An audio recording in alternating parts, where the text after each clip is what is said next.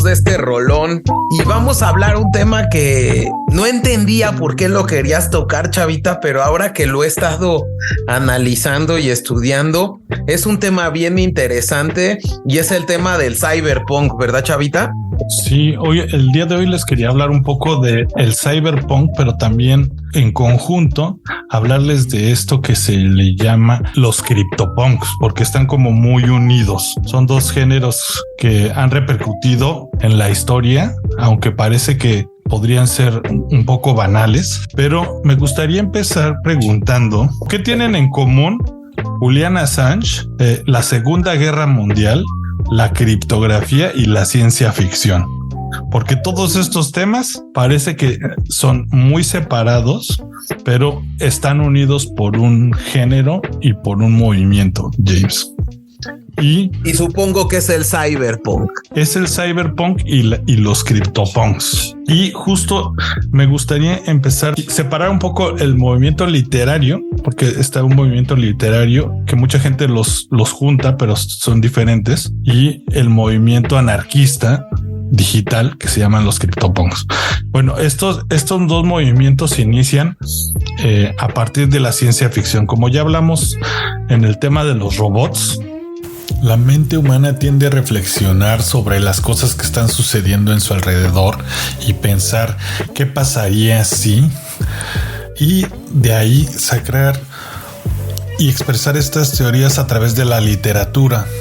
Un ejemplo claro es Julio Verne, el cual se preguntó en algún momento qué pasaría si el hombre pudiera viajar a la luna, y pues escribe esta novela tan famosa de la Tierra a la Luna, la cual fue escrita 100 años antes del alunizaje de los Estados Unidos. Es una novela de 1865.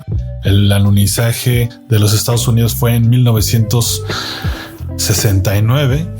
Yo no dudo que muchos de los niños y personas que leyeron ese libro hayan sido inspirados en trabajar para lograr tener esas naves espaciales que nos llevaron en algún momento a la luna. Y así como ves, tanto la literatura toma inspiración de acontecimientos históricos, también genera curiosidad para generar nuevas tecnologías. Y bueno, por ahí viene el nacimiento del cyberpunk. Algo que decide el triunfo de los países que ganan la guerra mundial fue la criptografía.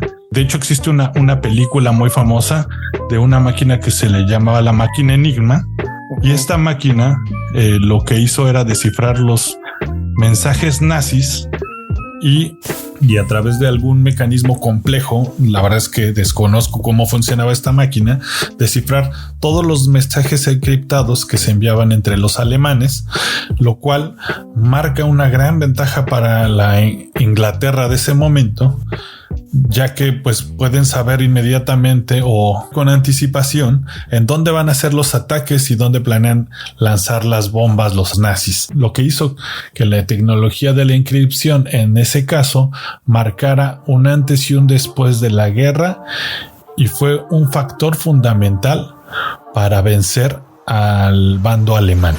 Después de esto, Estados Unidos dice: la criptografía es un arma de guerra. La información encriptada debe de ser clasificada como un arma de alto riesgo.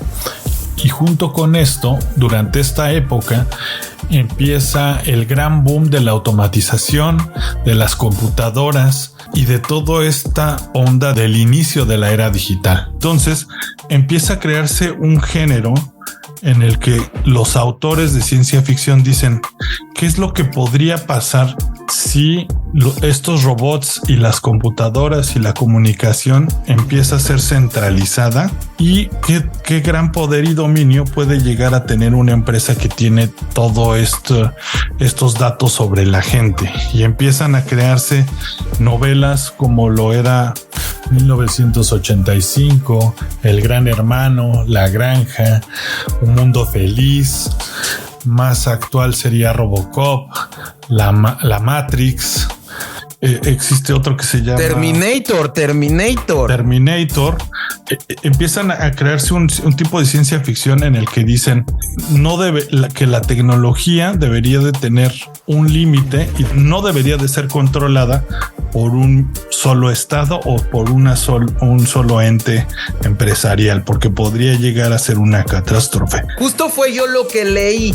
O sea, este cyberpunk es este subgénero de la ciencia ficción, ¿no? Que tiene como argumento principal estar centrado en hipotéticos conflictos entre hackers, inteligencias artificiales y megacorporaciones. Y todo ello como situado en un futuro cercano del que estamos viviendo. Entonces, si se fijan, el común denominador de estos géneros de cyberpunk, pues son las películas, como bien lo señalaba Chavita, como Robocop, Terminator, ¿qué otra, Chavita? Blade Runner. Una serie, un programa muy famoso que existe en Netflix de esta mexicana que se llama Marty Gareda, que se llama Altered Carbon. Es un libro de ciencia ficción que ya es antiguo, que se retomó, que vale mucho la pena. Yo pensé que ibas a recomendar a Amarte Duele. Yo también, yo la ubico mucho de Amarte Duele de la infancia, pero no. En este programa se plantea la idea de qué pasaría si pudieran grabar el cerebro y la conciencia humana en un chip, y en el momento de que tu cuerpo físico esté a punto de morir, pasan este chip a un nuevo cuerpo físico que ya fue creado criogénicamente, y pues te puede dar, si tienes el dinero suficiente, vida eterna, ¿no? Pero aquí es donde me gustaría seguir retomando el género de los criptoanarquistas y criptopunks, porque en los años 70 empieza a crearse un programa de investigación acerca de la criptografía, y los Estados Unidos empiezan a meterle dinero a este tipo de conocimiento, ya que es un conocimiento en el cual, como ya comenté, ganó una guerra mundial, y se empiezan a publicarse revistas en las que se hablaba de computación y criptografía y los nuevos avances matemáticos. Pero en 1977, Mark Miller, un estudiante de Yale, junto con su profesor, reciben una publicación creada por Martin Gardner. La revista se llama Scientific American o El Científico Americano, y en el encabezado decía: un nuevo tipo de criptografía el cual tomaría 1 millón de años en poderse leer. Y esto les genera la duda de qué podría pasar si alguien llegara a tener este tipo de criptografía y utilizarla de manera exclusiva para comunicar información, tanto de estados como de individuos. Pero bueno, ven esta publicación y de repente reciben un mensaje de parte de la Agencia de Seguridad de Estados Unidos que les dice: esta información no puede ser del dominio público, y si ustedes publican este código de computadora van a sufrir consecuencias, porque esto puede generar que la seguridad nacional de los Estados Unidos se vulnere. Justo, ellos eran lectores de este tipo de género de cyberpunk, y saben que si un estado tiene este tipo de tecnología criptográfica para él mismo, puede desatar un dominio muy fuerte sobre los demás estados y crear, pues digamos, un ente dominante que sea el único dueño de la información, digamos. Y lo que hacen estas dos personas es sacar fotocopias del código y de los artículos y enviarlos a diferentes universidades europeas y de todo el mundo para que este código se haga del dominio público. Y que este código es tan importante que hoy en día se sigue utilizando para encriptar mensajes, y lo ha utilizado tanto Julian Assange. Este tipo de código se utiliza para crear el Bitcoin y la encripción de todas las criptomonedas que hoy en día tenemos, más o menos para explicar qué es lo que tiene, cómo funciona este código o este sistema de inscripción. Por lo que leí, para una computadora, todas las letras que marcamos son un número, y este sistema lo que hace es tomar esos números y letras tecleadas en un texto y meter ese número y multiplicarlo por una ecuación. Es una ecuación simple que se puede resolver de una manera muy fácil, pero de manera invertida, si no tienes esa llave o esa ecuación para descifrar ese código, puede tardar, una computadora de hoy en día puede tardar 1000 años o 100 años en descifrar ese código. Y eso, imagínate, James, ahí las implicaciones que puede tener una tecnología que ni el FBI te puede leer, ¿no? ¿Tú qué piensas de eso? Sí, creo que este es un punto bien interesante y que también veremos en un Cultivando más adelante, cómo la investigación y desarrollo es importante. Y cómo hoy en día la investigación y desarrollo en el tema militar que ha hecho Estados Unidos ha generado estas herramientas de poder frente a otras naciones, ¿no? Yo creo que esa precisamente ha sido una de las llaves que ha llegado a Estados Unidos a ser, pues, la megapotencia que hoy es. Y eso es creo que la gran ventaja que da el Internet y este tipo de tecnologías. Más que el poder comprar cosas y poder ver videos, es la información que uno puede consumir a través de este tipo de tecnologías, porque estas tecnologías bien utilizadas, imagínate en esos momentos, en los años 70 y 80 que se inicia el Internet, lo que se pretendía, y hablan este tipo de grupos de CryptoPunks, era que la venta de la información iba a traer un cambio fuertísimo, porque antes tú tenías que comprar un libro que hablaba, no sé, para el desarrollo de cohetes, y a partir de la creación de Internet se crea una página en la que las personas podían comprar un documento digital desde cualquier parte del mundo, y pues si compraban el documento correcto, pues podían justo desarrollar nuevas tecnologías, ponerse al tanto y alcanzar a las potencias dominantes teniendo acceso a la información, cosa que se restringió obviamente, ¿no? Exacto. Y si están interesados en este sistema de inscripción, este es un sistema gratuito, el cual se puede instalar en cualquier computadora, y el programa se llama PGP. Lo pueden bajar y utilizarlo en sus correos electrónicos. Es lo que utilizó Julian Assange para los WikiLeaks. Órale, chavita.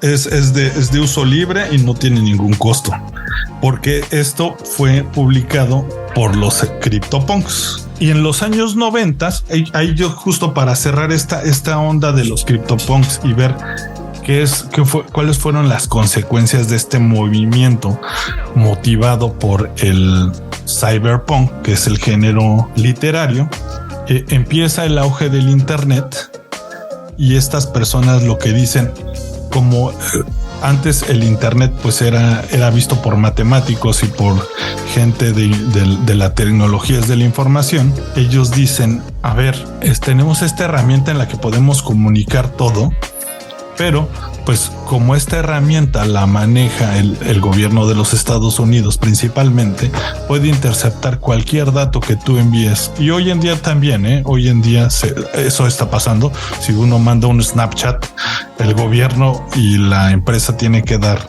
fe y voz de ese Snapchat o nude que mandaste. Cualquier persona con cierto poder puede ver la información que enviamos.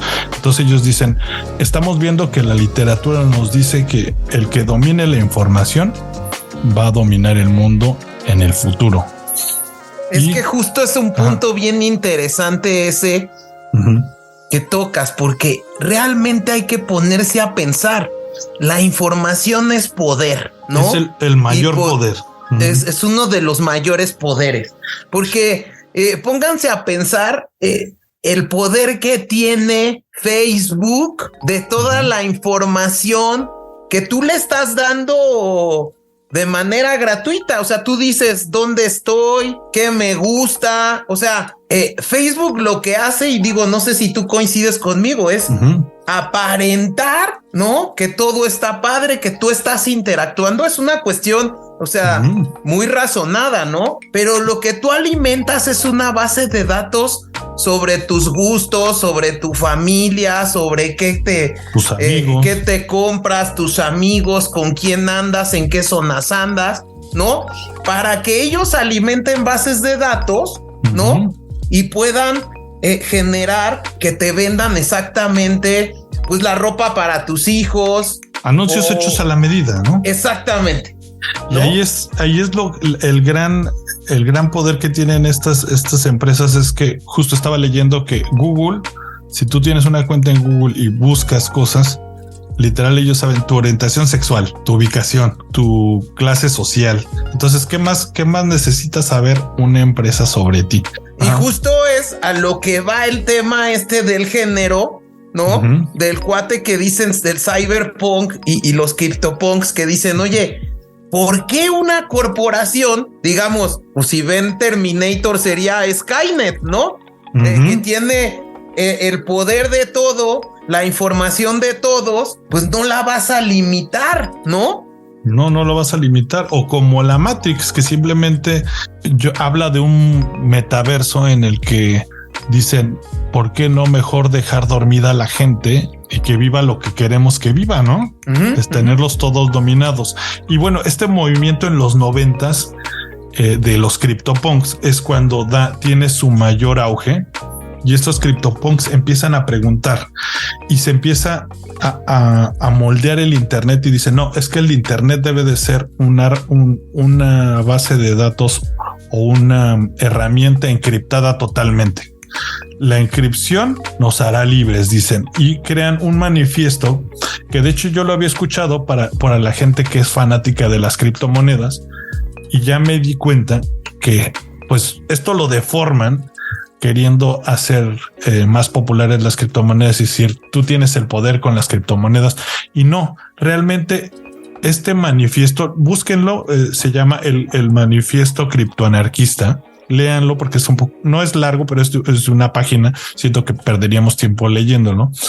Pero el resumen de este documento es literal hablar sobre la encripción de la información y hacer un mundo en el que la información circule, pero de manera totalmente privada, en la que ninguna persona pueda tener acceso a o leer lo que tú envías y recibes. Entonces, en los años 90 ellos dicen, vamos a crear herramientas en las que uno pueda vender y comprar de manera privada, y llega el primer paso de lo que iba a ser el Bitcoin y se crea una herramienta que se llama eCash. ¿Y cómo funcionaban este tipo de compras? Porque cuando leí sobre ellas, de hecho también me los encontré en un video de YouTube que al ratito lo voy a mencionar, pues suena como si fueran hoy en día una tarjeta de crédito. Tú comprabas una tarjeta de eCash y le metías dinero a través de tu banco, y cuando tenías esta tarjeta, pues suena a que tienes una tarjeta de débito, te metías a internet, alguien que utilizaba este sistema decía, ¿quieres comprar un libro? Ok, mete tu tarjeta, me pagas y te mando tu libro o lo que sea que me hayas comprado.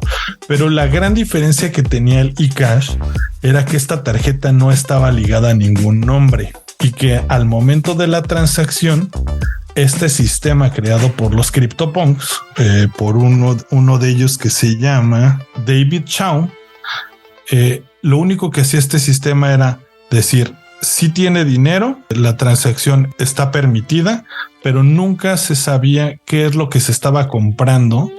Simplemente era una transacción entre privados por $300, y el dinero se depositaba a otra tarjeta que no estaba ligada tampoco a ningún nombre. Y ellos era justo lo que querían, total privacidad. Tú tenías esta tarjeta y yo te la podía prestar a ti, James.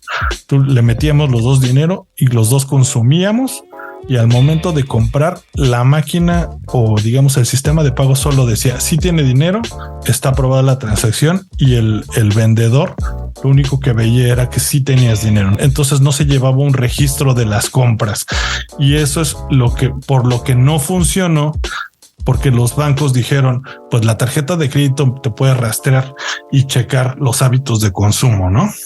Y eso creo que es lo que hace muy popular al Bitcoin, ¿no, Chavita? Uh-huh. Este tema de que el Bitcoin es algo confidencial, que no es rastreable, que ya en su momento lo hablaremos ahí con Pau en un capítulo de Bitcoin que vamos a tener, pero eso creo que fue lo que hizo que el Bitcoin fuera muy atractivo a su compra y que subiera tanto, ¿no? La poca rastreabilidad que tiene la moneda, porque pues es una moneda descentralizada, ¿no? Sí, y fue escrita con código de criptografía y por los CryptoPunks. La cosa es que yo siento que el Bitcoin, yo tengo mis dudas de que crezca ya como una moneda, porque ya lo han desvirtuado mucho. Ya realmente es una moneda, o bueno, es un producto especulativo, ¿no?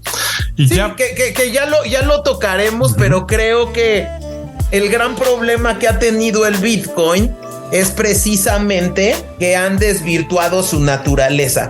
Su naturaleza era un criptograma, ¿no? ¿No? Una moneda encriptada, no rastreable, para yo hacer pagos en línea, simplemente en línea. Exactamente. Y eso era lo que buscaban los CryptoPunks. Pero como última tecnología creada en los 90s por este tipo o este grupo de CryptoPunks, y que fue lo que dio el último paso para crear el Bitcoin, fue la tecnología peer-to-peer.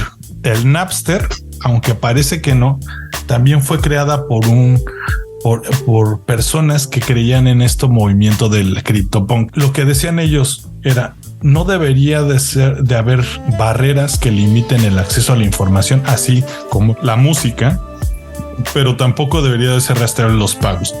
Y el último paso que se da es esta tecnología de peer-to-peer. ¿Y qué es esta tecnología? Una tecnología en la que la información de todas las computadoras está unida a través de un programa y se comparte libremente. En el caso más que se popularizó fue más con la música, ya que todos compartíamos archivos al exponernos con Napster, pero también pudo haber sido utilizada para libros, y que pues bueno, desemboca en las transacciones en algún momento con este sistema que fue el blockchain. A mí me llamó la atención nombrar a estos CryptoPunks porque siento que al leer el género literario que es el cyberpunk, pues explota la cabeza de la gente que desarrolla las tecnologías de la información, y pues nos trae todas estas nuevas herramientas que hasta hoy en día están aún en proceso de ser, digamos, implementadas, como la blockchain ha permitido. Según yo es encriptación. Ahí sería cosa de que me corrijan los escuchas, la encriptación o la inscripción. A ver, bueno, ya checándole, me acabo de dar cuenta que no es ni encripción ni encriptación. Ambos términos son aceptados por la Real Academia de la Lengua, pero el término verdadero es cifrado.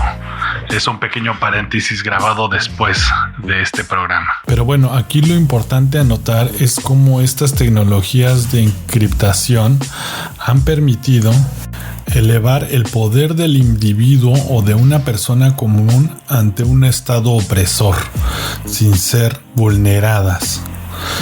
Y unos ejemplos claros que tenemos son las personas que se rebelan contra el Estado chino, las personas de Irán que hoy en día están pidiendo ayuda contra sus opresores. Entonces es una tecnología y un género literario que ha, en mi opinión, repercutido el presente y bueno, y probablemente el futuro de una manera muy fuerte, ¿no, James? Y que además nos has dado unas películas buenísimas. A mí me encantaba la de Robocop y Terminator, por ejemplo. Robocop, Terminator, Blade Runner. Muchas de estas que incluso alguna vez, pues, muchos de nuestros papás la veían como algo imposible, pero que poco a poco se va acercando a un tema en donde se tiene que establecer una correcta regulación, políticas públicas que vayan enfocadas a limitar, ¿no?, la acción que tienen ciertas megacorporaciones con el manejo de la información que utilizan de la gente. Porque, a ver, y te pongo un ejemplo básico, ¿no? En México, ¿cuántas veces recibimos llamadas de bancos o de compañías de telefónicas donde pues nunca tú le diste a HSBC tus datos y te está marcando digamos un cuate a tu teléfono, sabe tu nombre, ¿no? Incluso sabe tu nivel de ingresos porque te está ofreciendo, no a todos les ofrecen una las mismas tarjeta específica, ¿no? Sí. Es correcto. Eso debe de estar limitado, ¿no? O sea, eso debe de estar regulado y estar establecido en alguna norma. O sea, hay, digamos, generar un ejemplo de cumplimiento, ¿no? Porque estás utilizando y estás vendiendo datos personales. Y ahí es donde uno dice, entonces debería de crearse un sistema nuevo de internet o de comunicación en el que todo esté encriptado. Pero mi pregunta va aquí, porque en los 90s, cuando estos criptoanarquistas empiezan a tomar un auge muy fuerte y los Estados Unidos le empiezan a hacer inconvenientes, se les empieza a acusar de que esta tecnología empezó a ser utilizada por narcotraficantes, por pedófilos que compartían correos electrónicos para vender niños, por diversas mafias que utilizaron esta tecnología. Y ellos lo que decían es, a ver, estas mafias también utilizaron, antes de que existiera el sistema de inscripción, los teléfonos, utilizaban cartas con otro tipo de tecnologías. Nosotros creemos que aún corriendo este riesgo, la información debería de correr libremente. Y ahí yo pregunto, ¿sí debería de limitarse o no? Porque también le estás dando poder a todos, tanto a los malos como a los buenos. ¿Creen que este equilibrio... Pero ¿quiénes son los malos y los buenos? Ahí es lo que ellos dicen. Utilizando un sistema de encriptación para los correos electrónicos, nadie puede leer tu correo electrónico, ni el gobierno, ni la policía, ni nadie. Entonces, nosotros, personas comunes, pues simplemente gozamos de privacidad, de que nadie sabe nada y que justo no nos estén llamando, digamos, estos de HSBC, ¿no? Pero también le das las armas a alguien, a un violador de niños o a alguien que vende niños, que secuestra, para que nunca intercepten sus mensajes. Y también a alguien que está planeando una guerra, por ejemplo, ahorita ataques a Ucrania, pues nunca vas a poder leer cuál es el siguiente ataque a Ucrania, porque la información encriptada nadie más puede verla. Yo siento que sí se crea un balance, pero ahí lo que aboga el gobierno de los Estados Unidos, y por eso está en contra de la encripción, es que le estás dando también un arma a los malos. Pero yo creo que sí, esta arma de la encriptación sí genera un balance entre el bien y el mal. ¿O tú qué piensas, James? ¿O qué piensan nuestras escuchas acerca de la encriptación? No, es un tema que pones muy interesante. Yo creo que corresponde más bien a cada persona, ¿no? Pero también tenemos que tener claro que pues no todas las personas y no hay siempre personas buenas y que van a utilizar tarde o temprano estos mecanismos para poder evadir, ¿no? Evadir la ley, incumplir algo y poder realizar operaciones ilícitas, por supuesto. Pero yo creo que la tecnología debe seguir avanzando, ¿no? Y bueno, pues las políticas públicas y los gobiernos deben de estar planeando estrategias en pro de evitar ese tipo de conductas. Sí, hablamos también justo de la dark web, por ejemplo.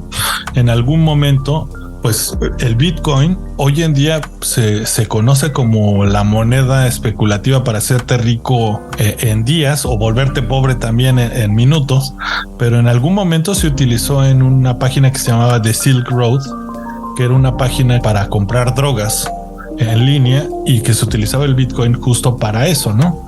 Pero también se utilizó el Bitcoin para apoyar, por ejemplo, a Julian Assange y hacer público los abusos de un estado. Entonces, yo siento que sí hay un balance, ¿no? Sí, está interesante lo que pones, Chavita. Pues no sé si tengas algo más adicional que comentar. Pues yo creo que es un punto de análisis y que yo creo que podríamos dejar en el tintero para todos los oyentes del Cultivando.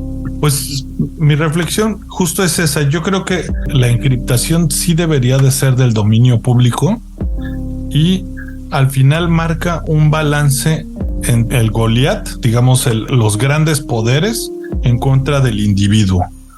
Y sí deberíamos de empezar a proteger nuestra información y pedir más encriptación en nuestros mensajes. Y pues bueno, como último punto, me gustaría recomendar algunas de las novelas de Cyberpunk que creo que vale la pena. Adelante, Chavita. Yo tengo 3 que me gustaron mucho. Una que se llama Altered Carbon, porque también la pueden encontrar en versión serie en Netflix. Y la otra que también soy muy fan es una serie de anime de los años también 90s que se llama Ghost in the Shell, la cual también tiene una película con Scarlett Johansson, la guapísima Scarlett Johansson, en la cual hablan más acerca de qué podría pasar cuando los humanos empecemos a utilizar partes robóticas y la mente sea lo último que queda, o el alma humana, hasta dónde se llega a ser humano o robot, digámoslo así. Y la última, una novela muy, muy importante que se llama Snow Crash. Y pues nada, cerrar diciendo que la ciencia ficción y la literatura parecieran ser un método de entretenimiento, pero no es solo eso. Pueden despertar la cabeza de la gente y hacernos reflexionar nuestro presente, pero también nuestro futuro, ¿no, James? Es correcto, Chavita. Y por ahí, antes de haber empezado Cultivando, me habías dicho también, tú que te gusta mucho y una de tus bandas favoritas es Pink Floyd, que los Pink Floyd en el LP de Animals tocan algo de este tema, ¿no? Sí, tocan algo más como de la energía y de, digamos, de la diferencia entre las clases trabajadoras, las clases dominantes y los intermediarios, que son los que abusan de la gente.